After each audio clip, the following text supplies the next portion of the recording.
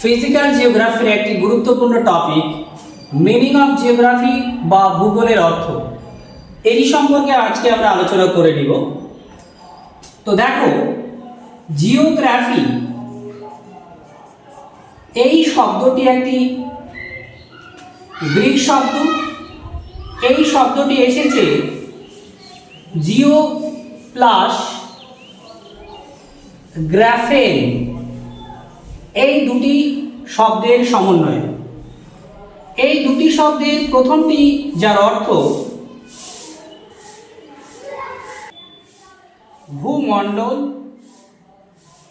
বা পৃথিবী এবং অপরটির অর্থ হচ্ছে বর্ণনা। তাহলে কি দাঁড়ালো জিওগ্রাফি শব্দের অর্থ? জিওগ্রাফি শব্দের অর্থ দাঁড়ালো পৃথিবীর বর্ণনা। এই শব্দটি আজ থেকে 234 খ্রিস্টপূর্বাব্দে বিজ্ঞানী এরাটোস্থেনিস ব্যবহার করেন।